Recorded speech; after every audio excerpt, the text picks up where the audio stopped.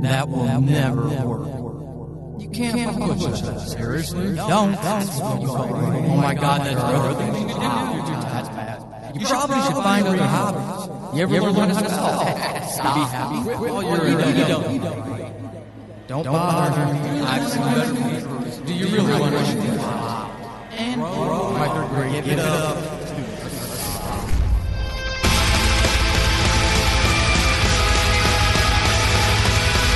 Welcome to Horrible Writing, the rawest, most candid, in-your-face writing show on the interwebs because none of us have time to suck. Let's do this.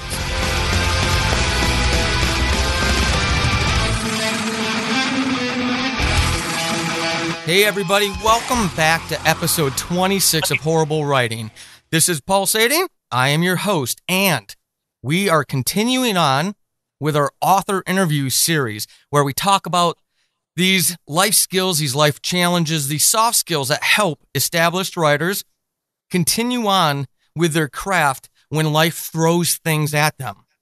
Just like you, just like me, they're real human beings with real challenges and real issues to deal with, but yet they're out there telling their stories and sharing their art and their craft with the world. I'm honored today to have Kenyon on. Kay is an author of over a dozen different science fiction and fantasy novels. I'm so excited to talk to her about these works because, as you know, I am a huge fantasy geek myself. Some of the works that she has published include The Entire and the Rose Quartet, Maximum Ice, and The Seeds of Time.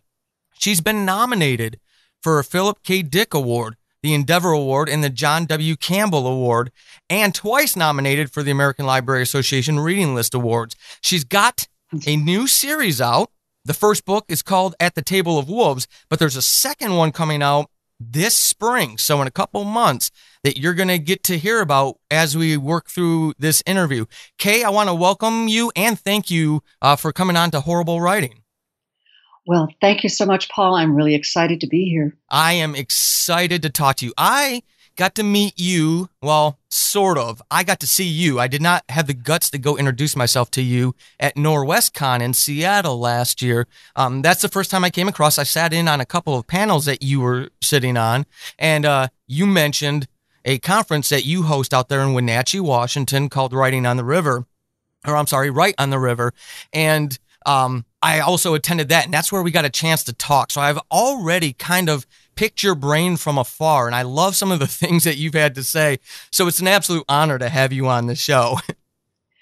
Well, I love what you're doing. So this is great feedback to get from you and Paul. I think you just contribute so much to the writing community with this podcast, and I just thank you for what you do. Well, thank you. You had, when we were talking before the show, you made a comment to me that I thought was very profound. And as someone who's centered in dealing with life and trying to tap into that creative spirit, I spend a lot of time on social media talking to other writers, not folks more at my level than your level, where we're at different stages in our life, but we're all relatively in the same stage of our writing lives. We've all written something, various stages of draft, whatnot, trying to get things published. And we're dealing with a lot of things that life throws at us. And I've seen a number of people in those circles of mine fall by the wayside because of life throwing curveballs at them and taking them off their publish or their writing goals or writing aims. When you and I were chatting, you said something, and I'd like to read it back to you and ask for your thoughts on it or ask you to expound on it. But to listeners, I want to share Kay's comment because, again, it was really profound, and it really turned a light bulb on for me when I read it. We were talking, and Kay said, the notion of our love for writing is a gateway emotion that can inadvertently lead to a sense of dependence upon writing success. So, Kay, what is it that you meant when you said that? I meant that even love can lead us astray. We often like to talk about how much we love writing and we can't imagine ourselves not writing. But I think while that has a power to motivate us, there's a hidden danger.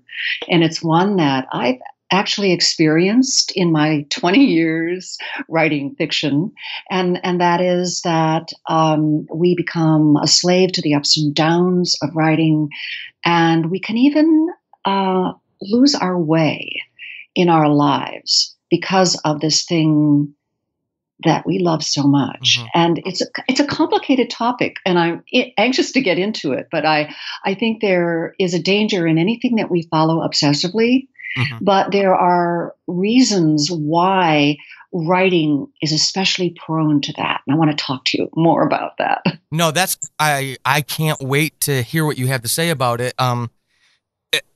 Listeners, longtime listeners will know this because I've talked about it in bits and pieces in other episodes, but just to ground why and my motivation for asking you anything that I do ask you during this is because I'm a lifetime frustrated writer, somebody who has been a hobbyist forever and was distracted by life. Serving in the military really was disruptive to my writing. So the last couple of years now that I'm out of the military, I've been able to rededicate myself, and I'm going, full stop, just ridiculous speed, and almost to the level of addiction. It's the first time in my life I've woken up at 4:58 in the morning and been excited because I know that's my writing time. And within the next 10 minutes, I'll be downstairs with a warm cup of coffee and the keyboard at my fingertips. And when you made that statement to me, it was almost like you were inside my head. It's one of those dangers that I've just now started to realize about myself, about how closely I'm aligning my life, my goals and my desires with what I'm accomplishing in writing. Is that something that you can identify with? Yes, it's the classic thing that happens to writers that only we can motivate ourselves. The world isn't waiting and begging us to write unless we're at the top 1/2 of 1%. So it all depends on our intention, our motivation, and so that's a wonderful thing to wake up at 4:45 in the morning and go down and write because you know that's your time. And this is part of what is so difficult about this topic is that is a good thing, but it is a gateway as well. And as long as you know where the potholes are, then you're going to be fine.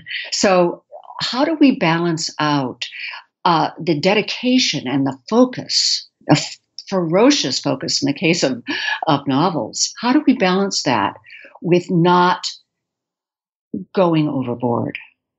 That is the question. That becomes more and more profound the more years that we are writing, the more we become conditioned to write and focus and produce. So yes, I can relate to it. And I don't in this interview want to give the impression that the love of writing is a bad thing or a suspicious thing. It's just that it's a double-edged sword. Mm-hmm. And as long as we know that, then we will be fine. Well, actually, that's not true. I don't think just knowing it is enough. It's having a more profound sense of the danger and how it approaches us. And once we know that, then I think we need to take steps to balance out and deepen ourselves. And those are things that we'll get into in more detail. But I'm just saying, I don't want to give the wrong impression in this interview right. That I think writing is a drug. Well, and it can be, and I don't know. I can't say that it's because it's this rediscovered love for me. I mean, I've been writing. My listeners know that I won a writing contest in second grade in school, and it's been there from before that. But obviously, even now, at this stage of my life, I can still remember that love has always been there. So to it's like rediscovering your first love again as a mature adult, and still slightly being cognizant of it almost bordering on that problematic behavior. So that's why I was so thrilled when you posed this topic to me. For listeners who may be struggling to conceptualize what it is that you're talking about. Maybe what, if you can help me, maybe what we could do is answer for them possibly what it would look like for them. So not necessarily talking about the concept of this possible imbalance, but if they were just to step back a single step in their own lives and kind of look at what's going on in their world, can you give them any indication what that would look like? What would be some of the behaviors or some of the things that they might be seeing, experiencing, feeling, or thinking that would be indicative of what you're talking about here? Sure. Um, if we are getting too high on the good things and too low on the problem things, if we're dependent on praise and fearful of criticism, if we are in a good mood when a fabulous review comes in, and then that bad review keeps circulating through and through and through our heads when we're grocery shopping and at 3:00 in the morning, that kind of yo-yo effect means that we are giving too much, I think, giving too much credit to something that should be an avocation for us and can be a glorious one, but it is not the be all and end all. And when we find ourselves yo-yoing, gosh, think of how that affects your life. Think of how that affects your friends and your family and your enjoyment of nature. It's just recognize when you are tied to the result in the world, and that affects your mood. Now, that's saying a lot. I mean, okay, so at the Table of Wolves, I got a starred review in Publishers Weekly. I mean, nice. It buoyed me for days. And here I'm giving this lecture on this podcast about not being a yo-yo. But, and then... you're only human, Kate. You're only human. Yeah. But I'm just saying that's what it feels like. It's like, yes, a starred review in Publishers Weekly, I try to center myself and say that's a good thing. It's not a wonderful thing. It's a good thing. That way you're flattening out the ups and you're protecting yourself from the downs, because then there'll be these bad reviews, or if you haven't been reviewed yet, it's like if you're in a critique group and one of your session goes that, oh boy, that scene didn't go over at all. I don't have a clear sense of your character.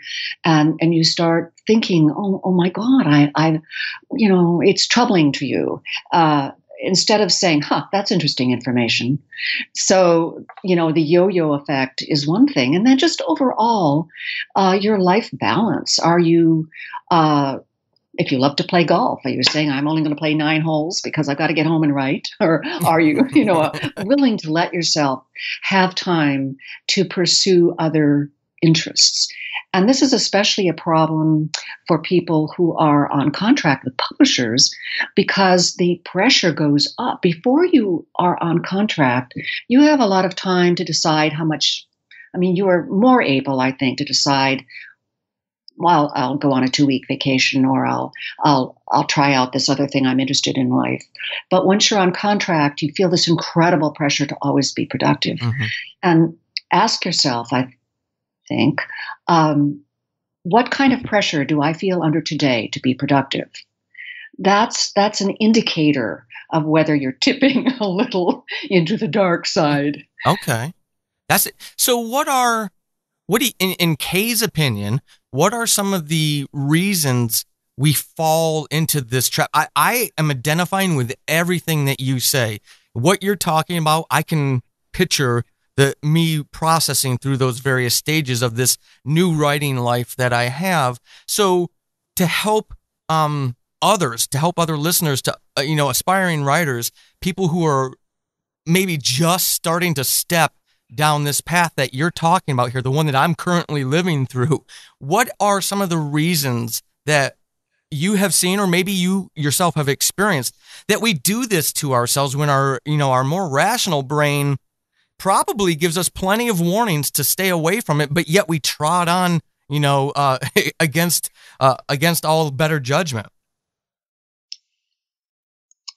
Well, this is a very tricky subject, and I don't pretend to have all the answers to why this happens, but first of all, we have an image, especially before we have published very much, of what the writing life is like. It's creative, it's fulfilling, it's exciting, it's meaningful. And yes, it is those things, but the writing life is also, in a way, it's just a job. It's a wonderful job. It's a more creative job than most people have. But it's no better than throwing a pot. It's no better than being a teacher. It's better for you because that's where your skills lie. But it's not this fabulous, wonderful thing that will reinvent your life. It's just a path of life, and we forget that the writing life is going to have difficulties, and our unrealistic image of what that creative life is like leads us to feel not only disappointed when it's not like that, but it also leads us to try harder to make it work. And, like the horse in Animal Farm, I will work harder is the answer to everything. And then there's just this other thing that I think enters in, and that is that some of us are gifted with words so much. We love words and expressing through writing so much that we aren't terribly suited to other vocations. Many of us probably have tried other things and found it so empty because our skills are, for whatever reason, we were born with this lopsided or greatly creative side of our brains that allow us to be writers. And most of us have nurtured that a bit through high school and college. And your brain is learning, oh, this is the thing I'm supposed to do. And the brain becomes more and more about writing. And so we feel a sense of relief when we're finally professional storytellers because we finally found our raison d'etre. Mm-hmm. We finally found ourselves.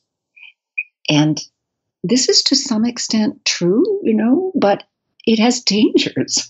We haven't found ourselves. We found a vocation.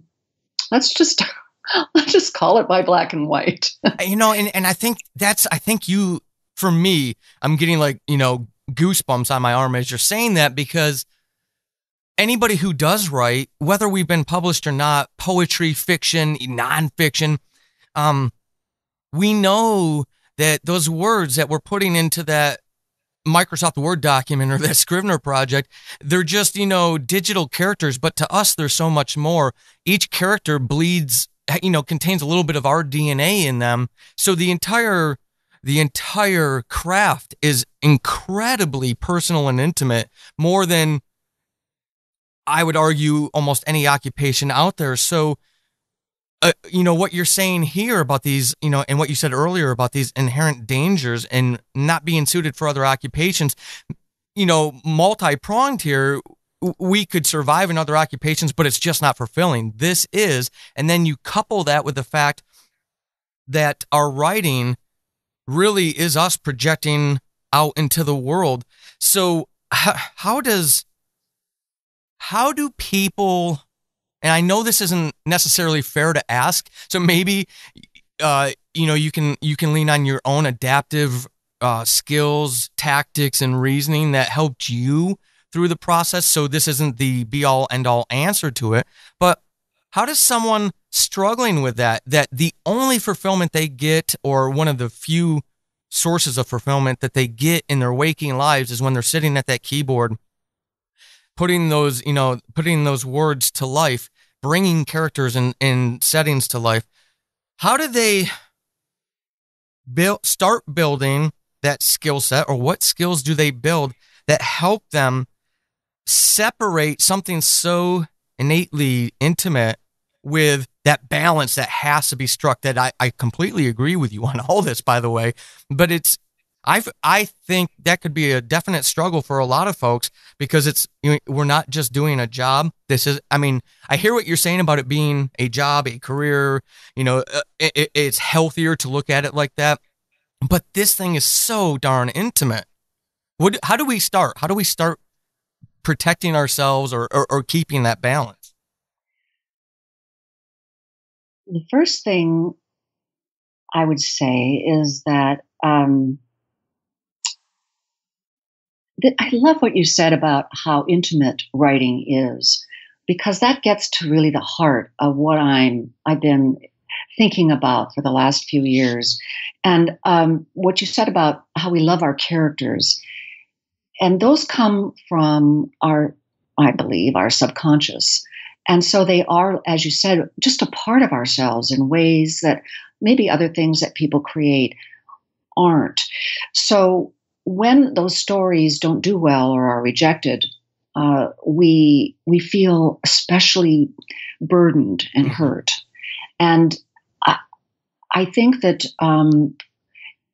when you go into writing, it's good to be eyes wide open. You are putting your heart on the page. Ask yourself whether you can stand for your heart to be broken.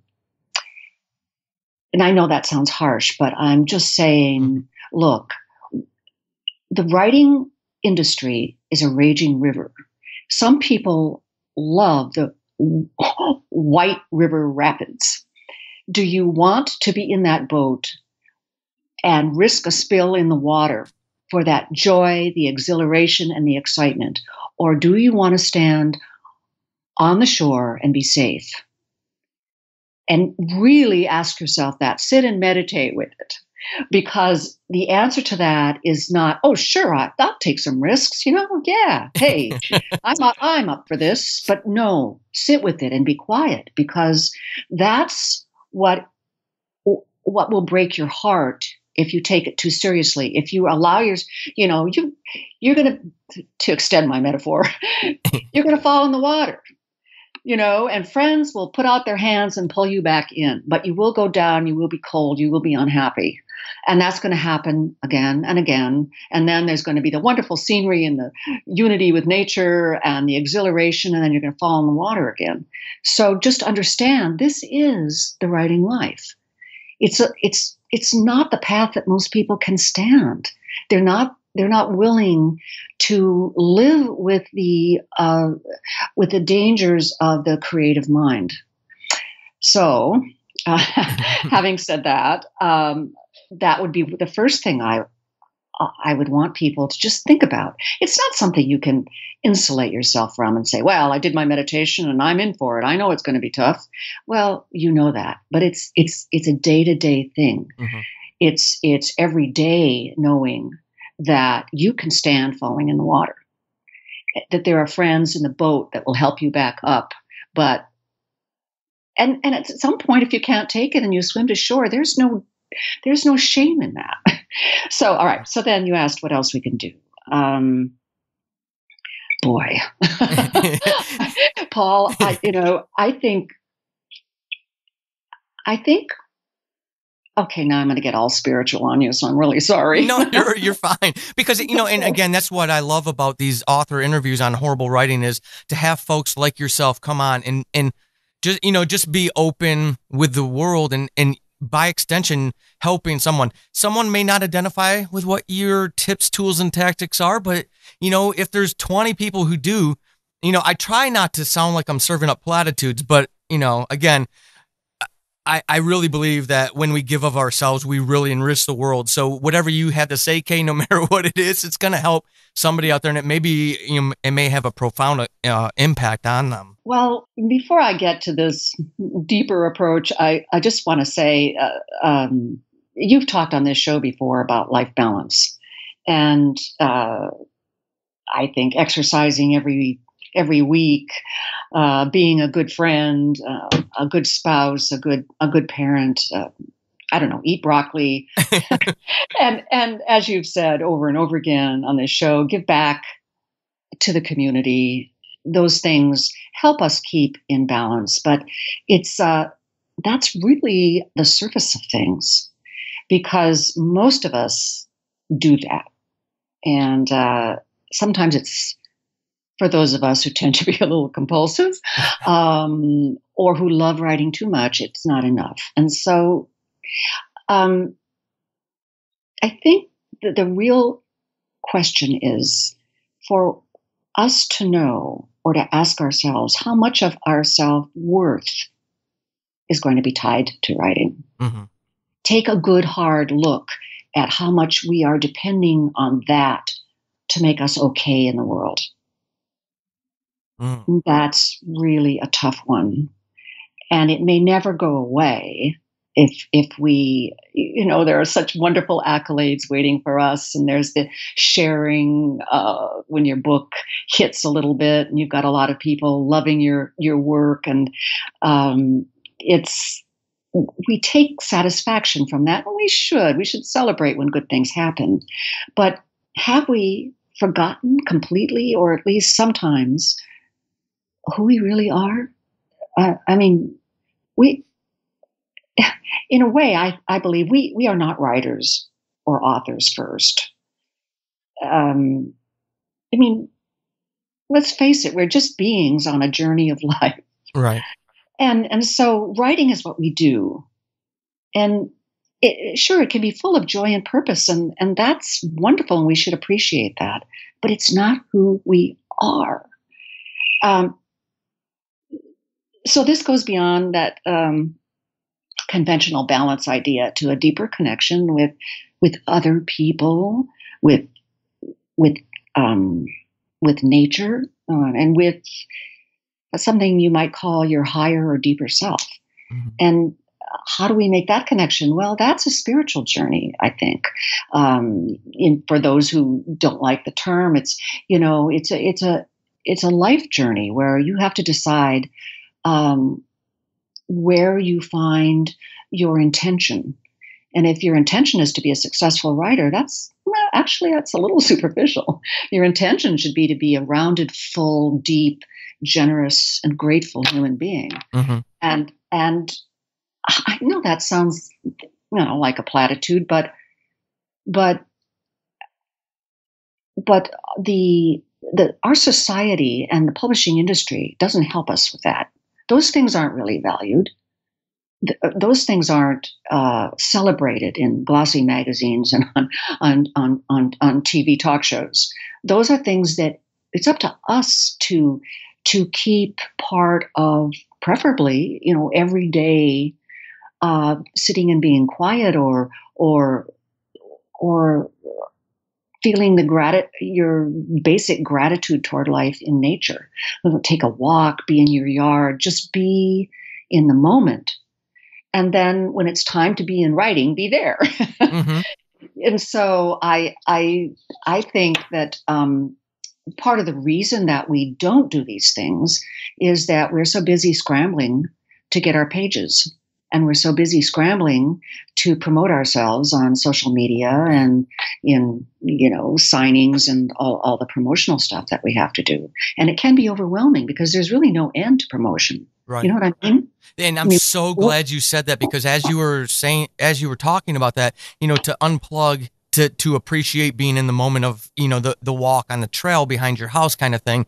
That's exactly what I was thinking about. Was one of the inherent dangers, maybe not obvious dangers, is the contemporary need, air quotes, the need to be plugged in all the time to do the very things that you just mentioned. So I'm so glad that you said that, because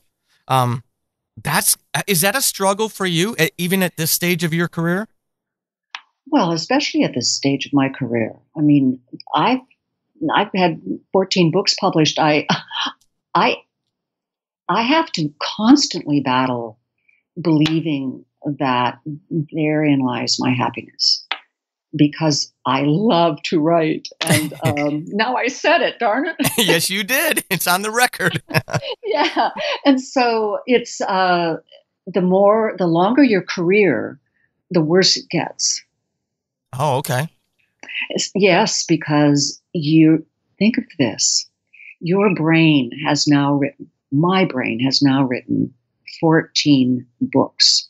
There are times when I wake up in the morning and my first thought is, she wouldn't have said that.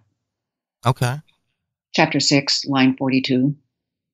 No, she wouldn't have said that. It's like, oh my God, do you mean my brain has been thinking about that scene during the night? And so, and so this isn't a bad thing. I'm grateful for moments when my brain wakes up in the morning and says, chapter 3 needs a revision. That's wonderful. I have trained my brain to think in fictional terms for 20 years, and it has done my bidding faithfully. But is it happy? I must say, I'm not a depressive person. I am happy, but we're trying to optimize things here. We're trying to find a path with a flashlight through the dark forest. And so it helps to know where the fallen logs are. Right. But, you were mentioning the path behind the house. And one thing that I have noticed about taking walks is that my brain wants to think about the work in progress when I'm taking walks. And it's it's like letting a dog run free. Like you're not consciously focused on it. You're looking at the distant hills and the nearby grass, and you're not consciously focused, but that's the time when your brain is free to let loose. And then it will say, well, what about this plot idea? And what about that plot idea? And so that's a natural thing that you've been teaching your brain to do. And so it does think about that when you're just hoping to get a little exercise and get free of the book. Mm-hmm. And it does think about that at night. And so what are we going to do when we take a walk behind the house on that path? Well, I think it's a discipline, a daily discipline to say, no, let's not think about the book this time. Or, maybe sometimes you take a walk just to say, I've got a plot problem. And the only way to solve it is to take a walk. That's great. That's intentional. Mm-hmm. But when every walk is about the book, then we need to maybe start the day differently with a different ritual. Right, like, right, yeah. You get up and you sit with yourself for a while, or you meditate, or when you take a walk, you say, this walk is for nature. This walk is for clearing. This walk is for centering. And then noticing everything and being grateful for it as you walk. And then you train your brain to notice the beautiful things, and you train your brain that it isn't always about work. That is, there was so much in that answer, and I love it because you hit on the need for balance, the deliberate plugging in and unplugging, all in that answer, and actually gave some folks some very tangible tactics, tips, tools, and tactics that they can use. One of the things, one of the dangers, and I know maybe this comes with experience, so I want to ask you that as a follow-on to what you just said, because you really grounded that, it sounds like, in just, maybe even the test of time that you've been practicing this, reinforcing this, etc., over 20 years. So how does, or do you feel, because I have read enough from published authors, one of the tips, tools, tactics that they provide is, be very wary about reading those things that throw off that balance, i.e., reader reviews. Maybe read your 5 stars and your 4 stars, but leave the rest of them there because, there's nothing helpful in a 1-star review type of mentality. So do you feel that exposure, that maybe part of this is just in fairness to somebody who may be struggling with this whole thing that we're talking about here, that maybe exposure, time, deliberate practice at these things in little chunks might be the key for some folks to actually start building that skill set so that they can detach and that writing doesn't become too much of who they are? Paul, do you mean little chunks of writing or little chunks of... But little chunks of these practices, whether it's the 5 minutes of meditation, they start out with that. They can't couple that with, taking the walk, to unplug from the book. So maybe only right now focusing on the meditation. So really, when I say little chunks, that's kind of what I'm referring to, is those things that you have found or you recommend as helpful practices. If they only look at little chunks of those, because the exposure to these things over time, the aggregate, is what will help them maintain a healthy balance, a healthy approach to all of this. Sure. I think starting off your day with some quiet time by yourself is a way to open the path to looking at your life as bigger than writing.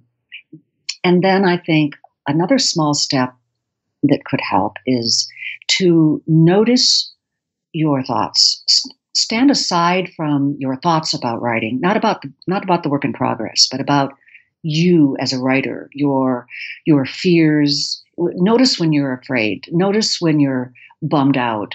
Notice when you're anxious. Notice when you're envious.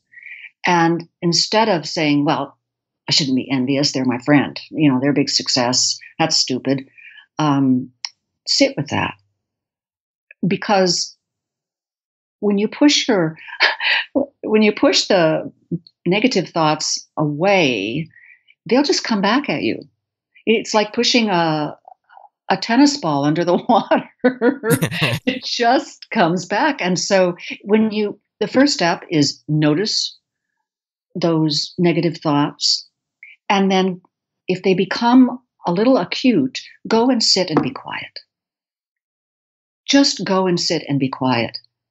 Because that teaches your mind and your body, hey, she doesn't like this. Okay. She's now going to center. He's now going to be calm with himself and think and just sit with this. Is this true? Is this something I know is going to happen? Does her success mean that I cannot be successful? I don't have to believe everything my brain tells me. And so you've sat down, you've given yourself a little talk, you've noticed how you're feeling, then get up and go. I love that. I absolutely love that. Instead of like the tennis ball analogy really works for me. I'm visualizing that. That's beautiful. I'm so glad we had this talk because I can, that comparinitis it can be a dangerous, damaging thing. It really can. Did you say comparinitis? Yes. Yeah. Joanna Penn, her podcast called The Creative Pen. I listened to it voraciously. That's one of the things that she talks about. And it's just, it's one of those concepts that just sticks. It's got a great adhesive value with my brain. It just sticks with my brain. But going back to that point that you said about having just that ugly, guttural reaction to a friend's success, to not ignore it, to just sit down and reflect, and process that, being a much more healthy thing. But that's what she calls it, comparinitis, and how destructive it is to the writer. Well, and just sitting down and finding a quiet place is a discipline in and of itself, because it's saying, I'm now testing a new path. Mm-hmm. I am not going to be a yo-yo. I mean, I'll be a yo-yo for the rest of my life. We're not looking for sainthood here, but you're putting your brain on warning. I'm taking a little bit different path here. I'm willing to sit with myself and be deeper and look for the truth and the centering of my life. And even if it's just asking whether that thought is even valid in any way, is a wake-up call to your brain. Say, hey, that was just one person's opinion. Yeah. And that's so healthy to think about, especially in the day and age where there's so much accessibility to writers and there's so many platforms for everybody to have an opinion on things. We've got to learn those skills. If we don't already have them and keep them fine-tuned and in practice, we've got to find those skills to kind of guard ourselves from that, so that we can, I guess.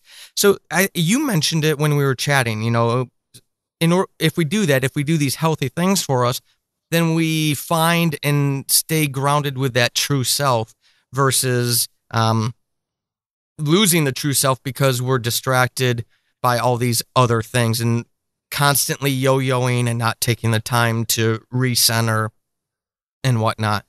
It's a very healthy way to approach this. So, Kay, each and every episode, when I have a wonderful writer on who's willing to come on and talk about these very real things, one of the things I try to do is get my listeners to understand, because I've got listeners of all ages, all ranges, every demographic you can think of, and to include writing. Some are published, some have written 30 books, and not a single one of them has seen the light of day type of listeners. One of the things I try to do with our guests is ask them to share a horrible writing experience that they themselves have lived through, because I want listeners to see, other aspiring writers to see, that even folks like you who've been there, you've had your mettle tested and you've come out the other side, maybe not unscathed, but you've come out the other side.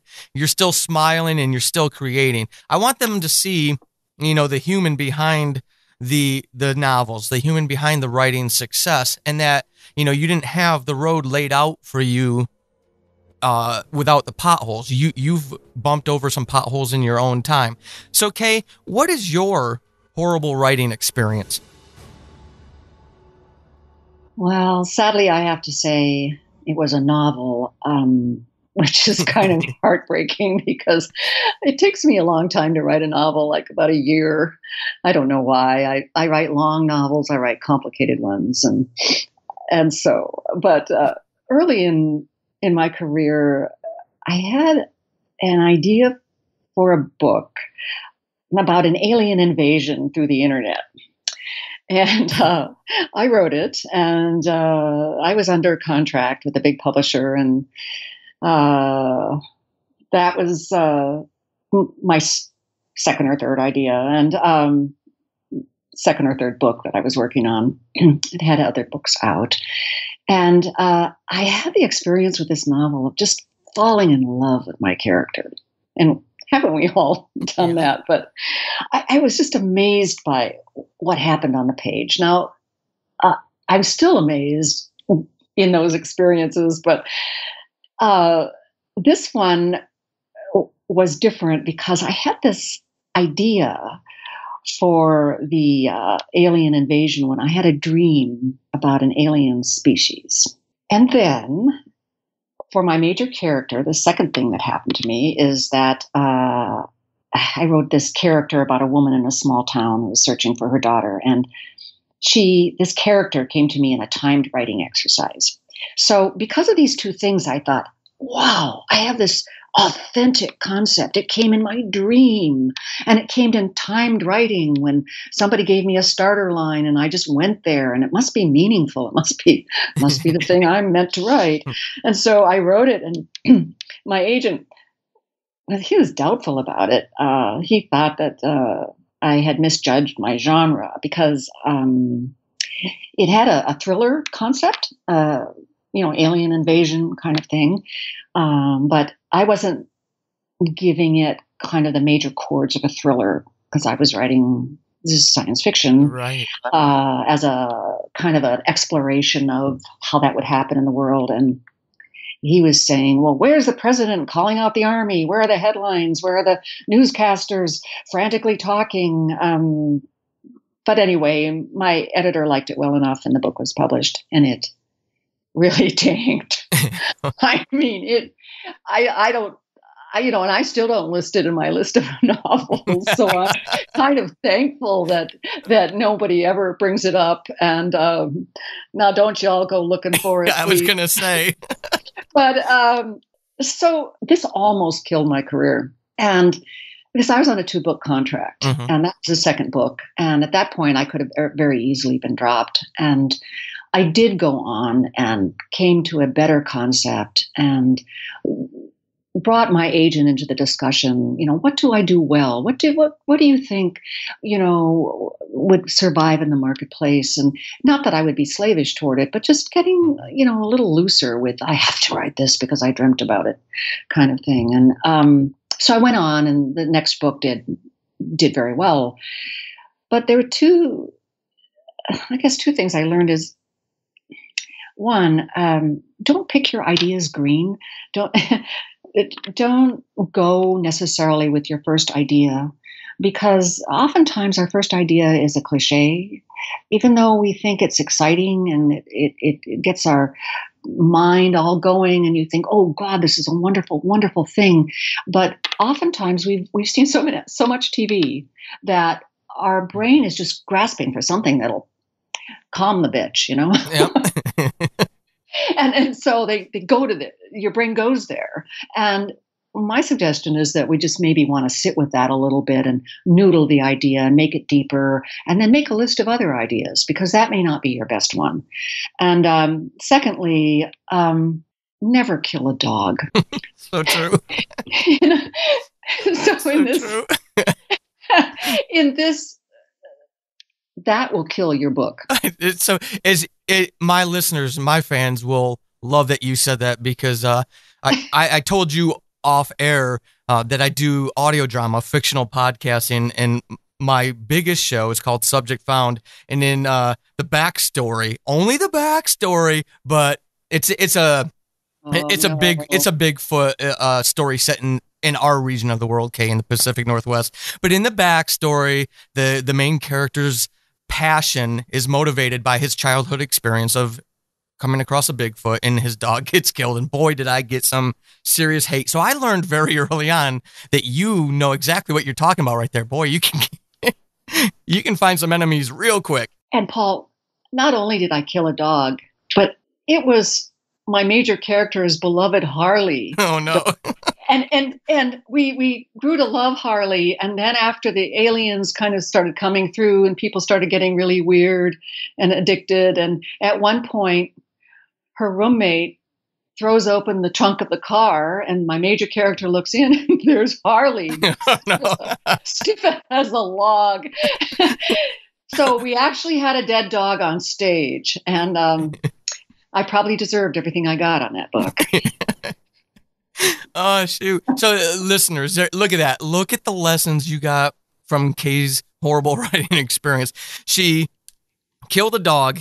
Even doing that, she still rose like a phoenix and has had a wonderful writing career since then. Kay, I really, seriously, genuinely thank you for that. Because, again, there are the way our brains are, in especially being most writers I know, we are our own worst critics, and we can be horrendous to ourselves. And there's probably 100 people for every one of you that would have lived through that and maybe gone on to become something else and not pursued writing, and you didn't give up. And it's so awesome that you had that early on, but yet you've got this long line of success afterwards to show for that dedication and that endurance and that will to keep pressing on. But I want to talk about some of the stuff that you're currently doing. I mean, you've got a great back catalog, but you've got this newish series. You've got a new book coming out in the series. So can you kind of give my listeners an idea of what the series is about? Maybe even going back to the first book at the Table of Wolves, and then talk about what you've got coming up and maybe a little beyond that, possibly. Okay. Sure. Right. So I'm writing a historical fantasy series called the Dark Talents novels, and they're essentially Nazi conspiracies and espionage set in a time when psychic powers have come into the world. And so this is my novels are set in 1936 England, and I've been fascinated by the interwar years for a long time, and it's been really fun to set these fantasies in that time period. So at the Table of Wolves is a story of a woman whose name is Kim Tavistock, who has one of these psychic talents that came into the world about 15 years earlier as a result of this tremendous suffering of World War I. And she has this talent called the spill, which means that people tell her truths that they most wish to hide. And so she falls into espionage as a citizen sleuth. And she uncovers a Nazi plot to invade England with a mysterious power over ice and cold. She's a woman who is a reluctant hero in lots of ways. She doesn't have any background. She's not a part of the intelligence service, and she is not highly skilled in what she does, but she falls into it. And when she realizes that no one else is going to step forward, and it was a time of appeasement, before Hitler was stopped, that she comes into a heroic stance by virtue of seeing that no one else will act. And so, although in a way, it's a story of superheroes. It's a story of a woman finding her way to doing what must be done in a time of great trials. And so I'm in love with the series. The next book is going to also be set in England, same year, and it's called Serpent in the Heather, where Kim becomes inducted into the Secret Intelligence Service in England, and she must track down a serial killer of young people, which is part of a different Nazi plot this time, and it takes place in a forbidding castle in Wales. I've even got a thunderstorm, and I knew it was, kind of a cliche, but I had to do it. But then I have her think, oh, great, I'm in a castle in Wales in the dark, and there's a thunderstorm. So these books are coming out from Simon & Schuster imprint Saga, and they've just picked up the third book called Nest of the Monarch, which will be set in Berlin in 1936. Oh, nice. So it's going to be a trilogy then, the series? Yes. Okay. Yes. All right. Excellent. I really geek out about those when people play around with play in historical fiction. It's just really neat. I just really geek out about that kind of stuff. And it sounds like you're really jumping in on some neat little popular tropes with, especially with the younger crowd in audio drama. So those of you who are fans of audio drama and you dig all those shows out there that do have characters with, with various superpowers. There's a lot of stories out there in audio drama about that. This is definitely a series that sounds like it might be right up your alley to definitely check out.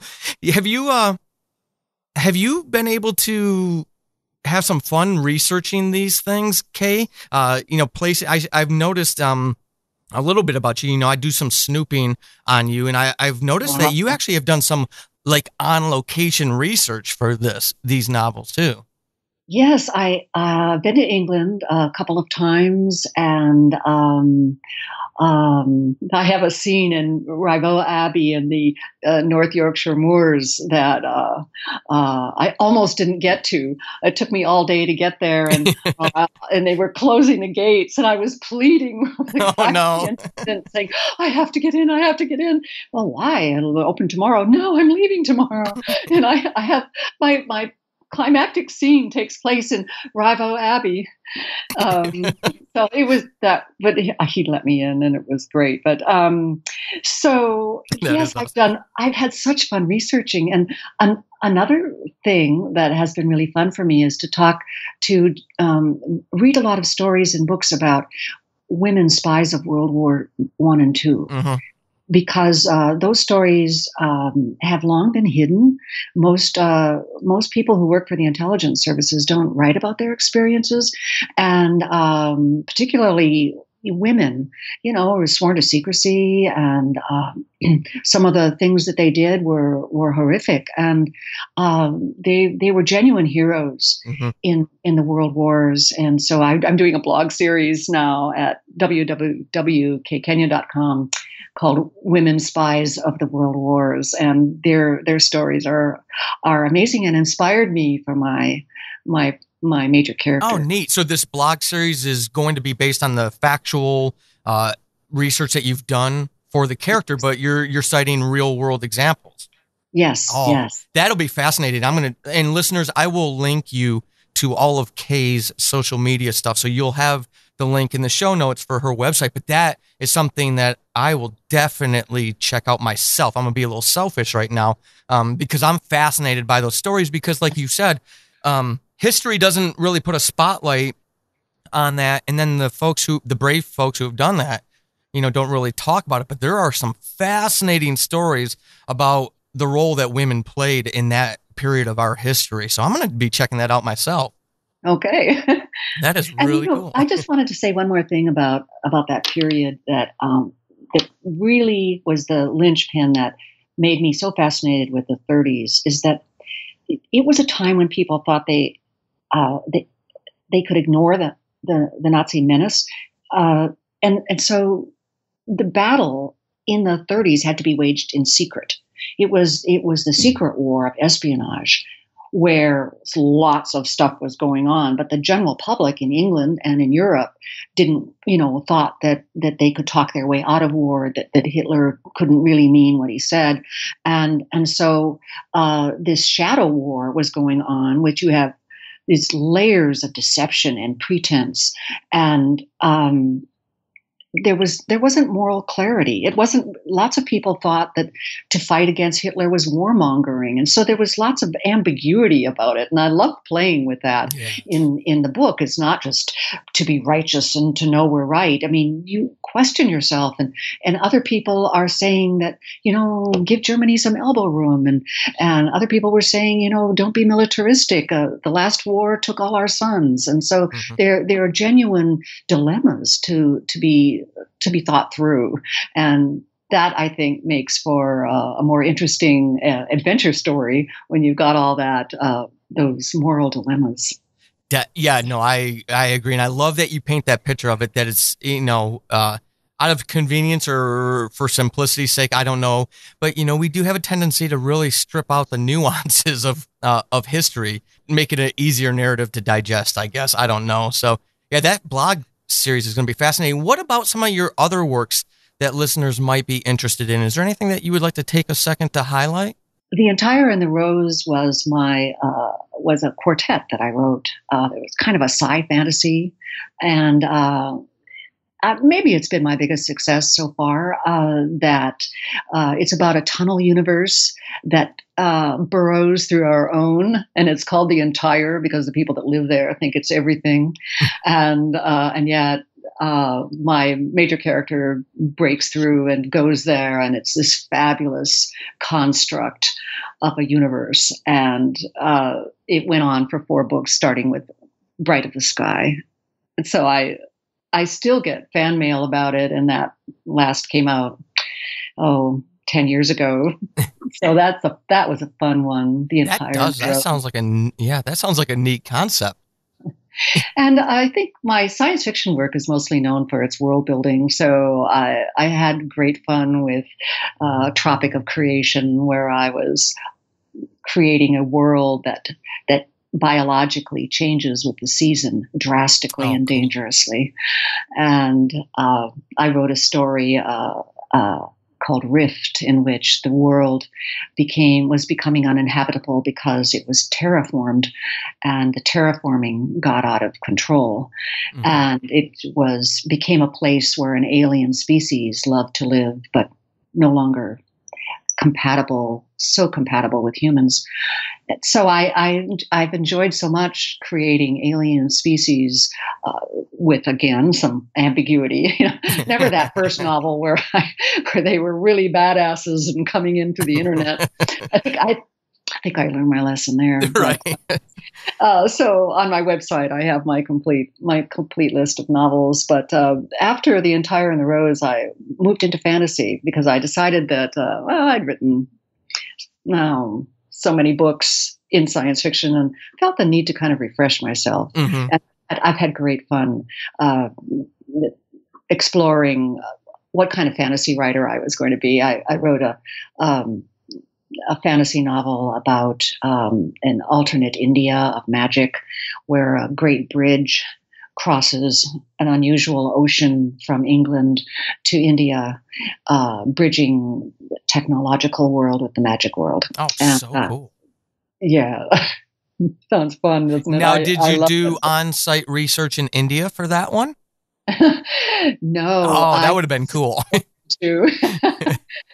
I so wanted to. Yes. And I still hope to get there. That would be so cool. Okay, so listeners, you've got a slew of things to check out. Kay's website, I will have everything listed there.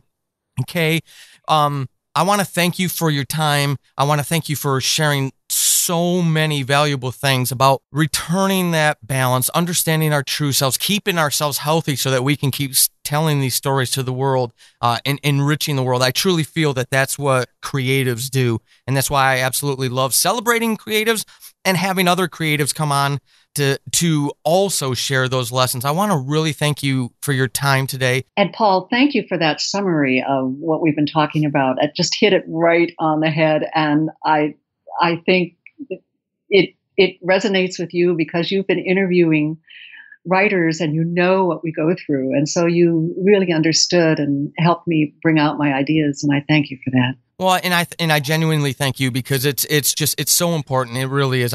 My heart goes out every time I read a post or I see somebody quitting on their writing dream because, you know, it is what it is and life isn't going to stop bombarding us and it's up to us to cope with it. And you have shared so many valuable things today. I really appreciate it. You're welcome.